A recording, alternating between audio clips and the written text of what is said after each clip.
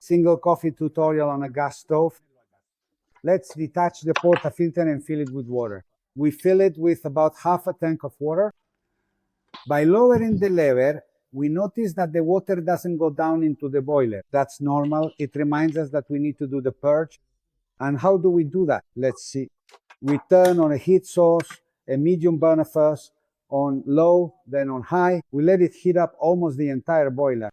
After a few seconds of turning it on, the water goes down into the boiler. Yes, the water goes into the boiler because the environment has warmed up. We'll place a small cap and the water has gone down. We'll place a small cap, okay, and lift the lever. The water comes out immediately, pushed out of the boiler by the pressure. Here it is. Be careful. When the water runs out, you need to turn off the heat source. I'm turning it off. It came out with a few drops mixed with steam. You need to turn it off. Then we've purged it in 20 seconds. Let's fill it with water to make coffee. In the tank, there's a little round float. Here it is. You need to cover it. Obviously, this is an amount you can change because it's all personal preference. But if you want a short coffee, always make sure to cover the float. If you want a long coffee, you can even fill the whole tank if you like. I lower the lever. Let's listen to the sound.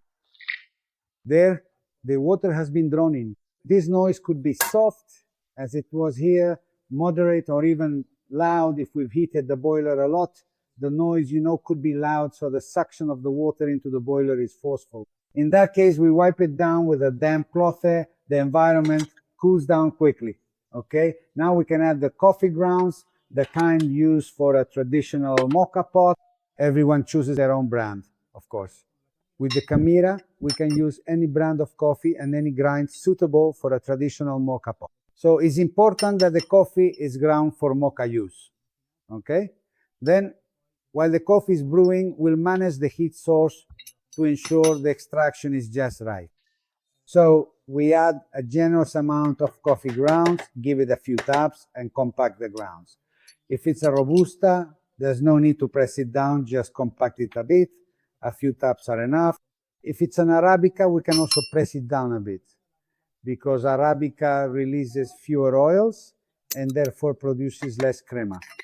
By pressing it a little, we'll get more crema. Okay, let's attach the portafilter and pull up the lever.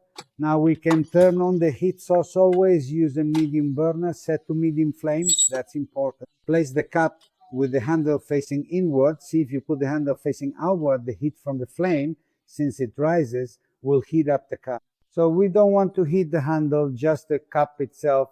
You can see how the heat from the flame gently warms the cup. The coffee will start to come out in 10 to 15 seconds. Lower the heat when it starts to pour. How do we manage the heat in real time? By observing how the coffee is being dispensed. Let it come out creamy in thick, creamy drops. Good. So keep the flame low. See, when it comes out in thick, creamy drops like this, you can slightly increase the heat and it will speed up right away. Look at that beautiful coffee, all crema. Good, we can turn it off when the cup is half full. Yes, I've turned it off. Here it is. This is the kind of coffee we should get with the Camira.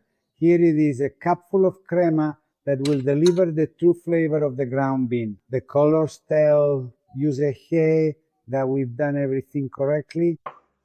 Good. Now when we want to after, we've turned off the heat source. We lower the lever slowly, releasing the pressure. Here it is. And this is the typical coffee from the Camira. Now what do? We detach the portafilter and dispose of the grounds like this. By knocking out the grounds there, we can tap it against this rubber bar. If we have a knockbox, we can tap and collect the grounds, which we can then give to the plants. If we don't have a knockbox, we shouldn't hit it against hard surfaces because over time it will damage the portafilter. We place the portafilter under running water and it will clean up immediately. Good. Thank you. This is our video for making a single coffee on a gas stove.